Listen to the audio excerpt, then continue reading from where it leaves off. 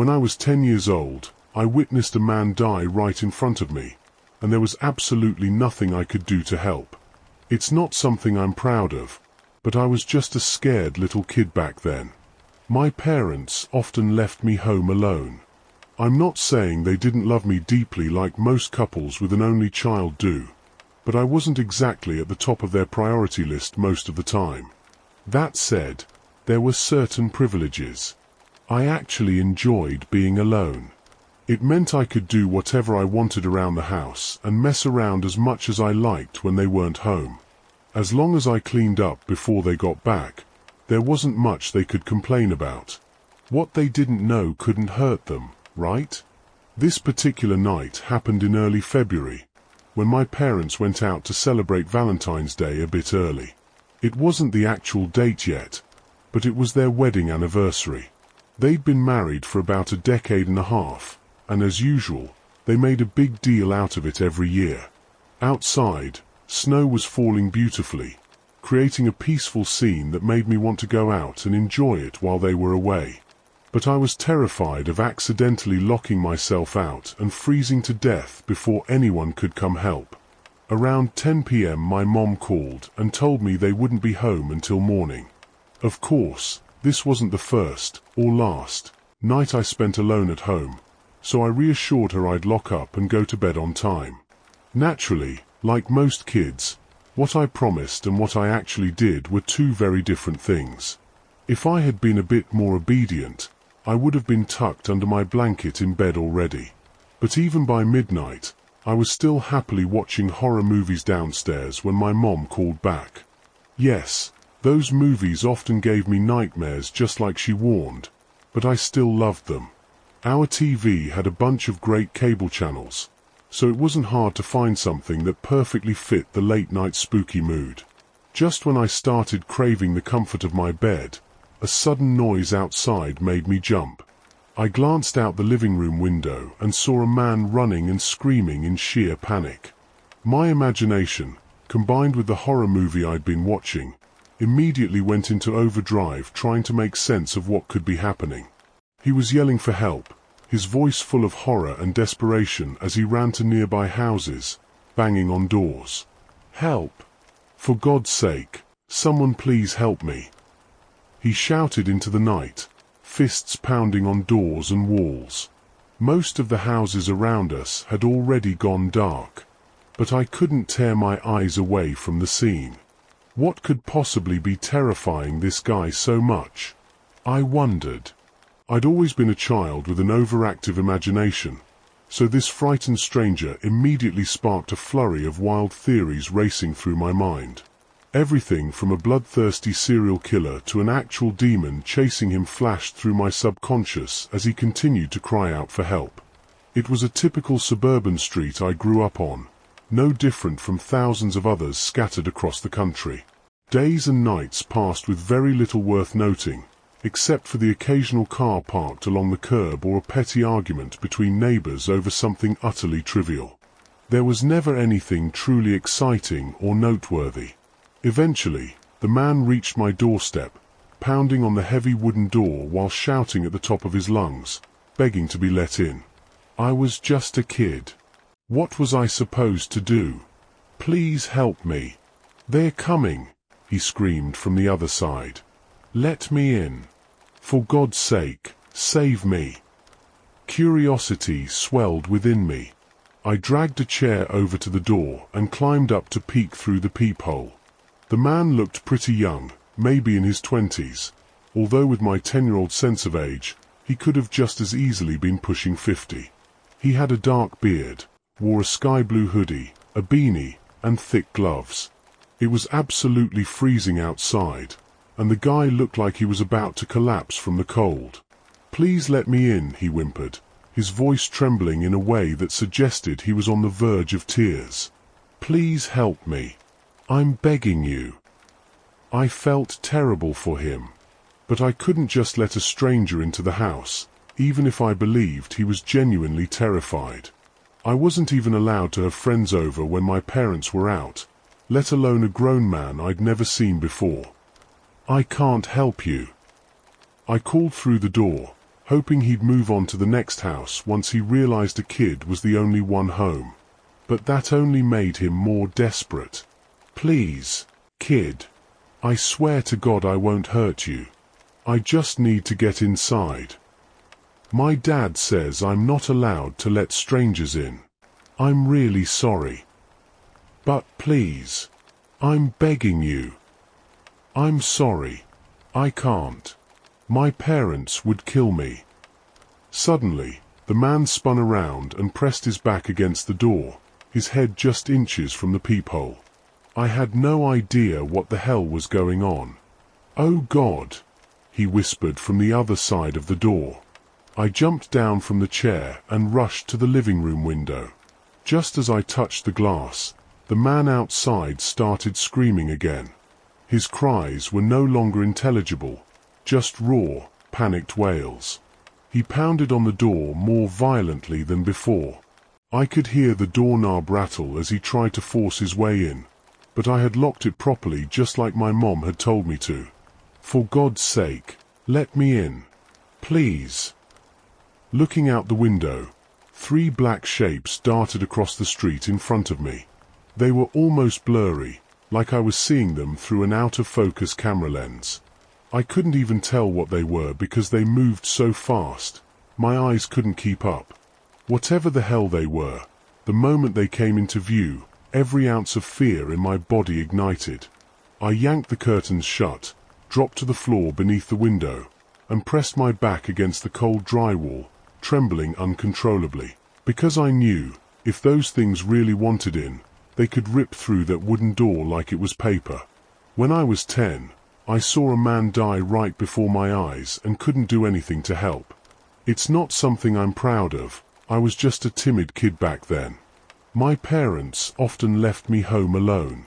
I'm not trying to say they didn't love me like parents of an only child might, but I wasn't really a top priority. Still, I enjoyed being alone. It meant I could do whatever I wanted around the house, as long as I cleaned up before they came home. What they didn't know couldn't hurt them, right? This happened in early February, when my parents left early to celebrate Valentine's Day. It wasn't the actual date yet, but it was their wedding anniversary. They'd been married for about 15 years and always made a big deal out of it. Outside, the snow was falling so peacefully that I was tempted to go out and play, but I was too afraid of getting locked out and freezing to death before someone came to rescue me. Around 10 p.m. my mom called to say they wouldn't be home until morning. This wasn't the first night I'd been alone, so I told her I'd lock up and go to bed on time. But like any other kid, what I promised and what I did ended up totally different. By midnight, I was still downstairs watching horror movies when Mom called again. Even though they gave me nightmares, just like she warned, I loved them. We had great TV channels, and it was easy to find a late-night scare. Just when I was starting to want bed, I heard noise outside. Looking out the living room window, I saw a man running up and screaming in terror. My imagination went wild. Was it a serial killer? A demon? It was such a typical suburban street. Nothing usually happened here. But as he reached my house, pounding the heavy front door and begging, "Help me! They're coming! And for God's sake, let me in!" I froze. I was just a kid. What was I supposed to do? He looked shaken, maybe in his 20s, though 10-year-old me thought he looked older. He wore a dark beard, a blue hoodie, a beanie, thick gloves, and he looked like he was about to freeze. He pleaded again, his voice trembling, sounding like he might cry. I felt bad, but I couldn't let a stranger into the house. My parents didn't let me have friends over, let alone a terrified adult. I yelled through the door, "I can't help you." I hoped he'd leave, but he became even more desperate. "Please, kid. I swear I won't hurt you. I just need to get in." I admitted I couldn't open the door or let him in. My parents would kill me if I did. Suddenly he turned away from the door and whispered, "Oh God!" I dropped the chair and sprinted to the window. He started screaming louder and banging again. I heard the knob jiggling, but I'd locked it tight. "For God's sake, let me in," he wailed. Then I saw them, 3 dark figures rushing across the street, too fast to make out clearly. My fear shot up. I slammed the curtains shut, dropped to the floor, pressing against the wall, shaking uncontrollably. I knew, if they wanted in, they'd crash through that door easily. Suddenly his scream changed. This time a horrifying, bone-chilling shriek that made my hair stand on end and my stomach churned so much I almost threw up the pizza I'd eaten half an hour earlier. Then came awful pounding on the door and walls, accompanied by sounds like Thanksgiving turkey bones being snapped. His scream turned into wet groans and moans, and something wet splattering across the floor and along the walls. I heard cracking, tearing fabric, and another sound I didn't want my young ears to recognize. I covered them, trying to push the sound of jaws crushing flesh deep into my mind, but it kept replaying in the edges of my thoughts. After the horrific noise subsided, there was a chorus of ear-piercing screams unlike anything I'd ever heard, like balloons releasing air, only louder and raspier. Just those sounds made me lose control of my bladder. My head spun, my stomach tightened. Then silence. I couldn't stand up for several minutes. When I finally left the safety of the floor, I bolted up to my bedroom, locked the door, and hid under the sheets until I fell asleep. Even sleep couldn't save me. The memory was magnified in every nightmare that night, with tearing and ripping sounds amplified in my young mind. I woke the next morning to police sirens and frantic knocking. I hesitated at the window and saw police cars and a black SUV parked outside. I was too scared to open the door. My parents weren't home yet, and I was afraid the police might blame me for what happened. I sat quietly in my room, ignoring the mounting knocks. After a while, the knocking stopped, but the police remained until my parents came home about 30 minutes later. I heard Dad's rough voice talking to officers, then the click of the front door unlocking. Mom stormed in, ran up to my room, tried to open the locked door, then pounded until I opened it. The sound of her voice and knocking made me shiver. When I opened the door, she immediately hugged me. After a few minutes, she took my arm and checked me over for injuries. When she was sure I was okay, she asked if I knew what happened or heard anything. For some reason, I lied. I said I'd been asleep and heard nothing. Maybe I felt guilty for not helping that terrified man, or maybe I just didn't want my parents to know I'd stayed up so late. Either way, I stuck to that lie for weeks. Later, Dad walked home once the police and SUV left, but 2 officers and a few men in suits, inspectors, remained, knocking on doors throughout the neighborhood, searching for anyone who witnessed the horrific incident. Days became nights, nights became days. It was strange and unsettling, but after a few weeks, I barely noticed. Rumors spread among kids at school. There was no body, just a bloodstain on the grass and pathway, and blood splattered on the front door and walls. Some said there was more blood than any human body could hold, but rumors exploded in the first week after the incident. For months after that night, my parents refused to leave me home alone. It wasn't so bad. I missed the freedom, but they were more attentive than ever. I had to do errands with them, which I often didn't want to do, but I could usually wrangle a toy or candy out of them when we went out. Of course, their renewed protectiveness didn't last forever. Over time, they relaxed, convinced it had been a one-time freak accident, extremely unlikely to ever happen again. By mid-December, I was allowed to stay home alone for a Christmas party. They asked if I was okay with it. I said yes. I didn't want to spend the evening with my babysitter. Honestly, although I appreciated their concern during year-end events, I still missed my rare moments of freedom. As usual, around 10 p.m. my mom would call to check in, and I'd tell her everything was perfectly fine. She'd say they'd probably be back in about an hour and suggest I try to go to sleep early. Of course, I had no intention of sleeping until I actually saw the headlights pull into the garage, though she didn't need to know that. After successfully riding my makeshift Captain America shield down the stairs multiple times, I decided to hunt down an 18+ horror movie to pass the time until bedtime. It was nearly midnight when the pounding on the door pulled me away from the screen, showing Jason chasing a terrified, shirtless girl. "Let me in," a voice called from outside. My body tensed instantly as memories of the stranger from 10 months ago flooded my mind. The last I saw, he was just a pool of blood on my lawn. Dad had to repaint the entire facade of the house because the stain wouldn't wash off, though there were still hardened red patches on the concrete walkway. "Come on, kid, let me in," the voice urged again. I cranked up the TV volume to drown it out. "Help me, let me in," the voice grew louder. It sounded like someone had boosted the volume along with my TV, more intense each time. I tiptoed to the side window and peered out, but there was nothing there. The street was dark and quiet, yet I could still hear the man's voice. "Just let me in, I won't hurt you," he whispered.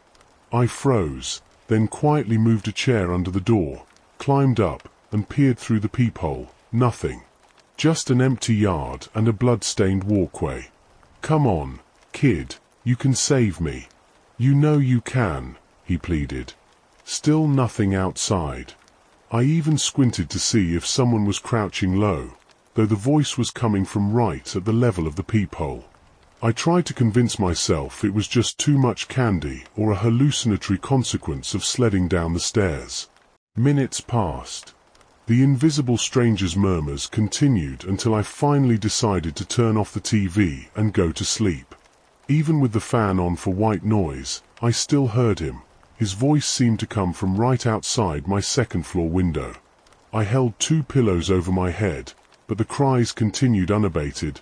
"Don't go to sleep and leave me out here, kid. Just let me in." Only when I saw the nighttime light of the garage streaming in, signaling Mom and Dad had returned, did the voice finally stop. Years went by and it kept happening, always around midnight, always when I was alone. I eventually begged them not to leave me alone at night anymore, even asking for a babysitter. They agreed. Having someone around when they went out made sense. But that ended when I turned 12. Sometimes I'd crash at a friend's house for the night, but there were times I couldn't escape the loneliness as that hour approached. No matter how often that voice came, I could never ignore it or bury it deeply. Every time my parents were out for the night, the voice refused to stop until I finally drifted off into uneasy sleep. And falling asleep like that took all the effort I could muster. By the time I pulled open the door, my heart pounding in my chest, I froze at the sight before me. His lower jaw seemed to hang from his sternum as half his face had been ripped away, leaving behind a skull glistening with raw tissue. His left arm was shredded clean from the shoulder, the jagged bone and sinew tangled with the shredded remnants of his shirt and hoodie. His belly gaped open, intestines spilled across the floor, dripping blood in a gruesome display. His legs were some horrifying mix of minced meat and exposed bone, held together by nothing but matted strands of flesh. Somehow, his right arm was the only part left intact, raised forward, fist clenched, as if preparing to pound on the door once more. "Thanks, buddy," he said, managing a ragged smile on the half of a face that remained. "You really are my savior." We stared at each other for a moment, until he collapsed at my feet with a cacophony of cracking and crunching. His body convulsed, curling into itself as smoke rose from his flesh. Bubbles frothed from open wounds as he shrank and melded into the plush carpet beside the hard concrete walkway. Within seconds, all that was left was a dark, scarred burn mark soaking into the ground. Horrified, I kicked the damp rug, which still carried smudges of filthy footprints, mixed with deep crimson and scorched black, to uncover the filthy stains beneath. There was nothing else left of him. My hands shaking, jaw slack, I dragged the rug outside and tossed it into a nearby trash bin with the rest of the refuse. I held the single corner that remained unstained, examining the word that once read "welcome" in neat lettering, its rest obliterated by grotesque lines. I curled my lip in disgust before finally heaving it into the dumpster. I stood outside, staring at my home with a dizzy mind. Is that really all it takes to end this madness? Have the nightly visits finally stopped? I began giggling like a madman. The sheer insanity of what had tormented me for years made my fragile mind feel like it was about to shatter. I stepped back toward the open door, sensing the last corner of my rationality slip away, until I heard a thunderous pounding behind me, like a pack of wild beasts stomping the rear sidewalk. I spun around to see 3 grotesquely deformed dog-like creatures tearing across the street toward me. Thick drool dripped from their snarling mouths as they charged on muscular, fur-clad legs. I screamed, darted inside, slammed the door, locked it, and pressed my back against the wood as they crashed into it. The force nearly knocked me off my feet, my chest pounding violently and every nerve ending alive with icy fear. Outside, the monsters snarled and growled in sync with a grinding, mechanical sound, like frozen food being pulverized. After that first brutal crash, they never hit the door again. I knew that if they really wanted in, the locks wouldn't hold. I peeked through the peephole. They paced outside, saliva dripping with each dreadful sound. Each creature was massive, 2 or 3 times the size of the biggest dog I'd known, with rippling muscles and yellowed, cracked fangs. Their 6 eyes glowed an ominous orange beneath furrowed brows. Somehow, I grabbed the largest kitchen cleaver, sat down on the couch, and stared at the front door, muscles trembling. Of course, a butcher's knife could never protect me from such horrors, but I clung to it like a shield, praying they'd never try the door again. Eventually, I must have fallen asleep. When I awoke, I was slumped on the couch, the knife fallen beside me. Dazed and sore from sleeping awkwardly, it struck me immediately. There were no snarls, no moans outside. I hesitantly cracked open the door. The back concrete yard was still ominously stained, but the monsters were gone. The rest of the day passed with my nerves on edge, ready to jump at any noise, or even the neighbor's dog barking. Later, on the drive home from drinks with co-workers, I realized the nightmare wasn't over. The sun was down when I turned into my familiar street, moon and starlight flickering overhead. Then I heard that growling again, too deep and horrifying for any normal dog. I looked in the rearview mirror. The 3 snarling, furred beasts were chasing my car. Panicked, I slammed the accelerator and raced down the street. My mind raced with fear, not just of kids playing in the road or reckless drivers, but that monstrous pursuit behind me. I veered into my driveway, tires screeching across the grass. My heart pounded as I sprinted to the front door, sweat pouring as if their breath was on my neck. Hands shaking, I fumbled the lock, terrified to look back until finally the door swung open. I stumbled inside and collapsed, unable to stand to close the door, but I kicked it shut and locked every bolt as the creatures slammed hard against the wood again. Their pitiful cries echoed, begging from the other side. And that's how I live now. I never go out after dark. I live in a constant state of panic when the sun dips below the trees. Even inside my own home, I don't date, don't socialize. The risk of leaving a door between me and those hellhounds is too frightening. Yes, this isn't the life I dreamed of, but at least I'm still alive. Sometimes I wonder, if I had let that stranger in the first time he begged, would I be in this mess now? Or would he have passed this curse to a terrified 10-year-old back then? I may never know the answer, but surely there has to be a way out of this madness, right? If you can take away nothing else from this story, remember this. You don't know who I am. I haven't described myself or revealed much of my real identity. You might not know it's me at your door, but if I ever come knocking after dark, and no matter how desperate I sound, crying and begging, don't open the door. For God's sake, don't. Let me die alone.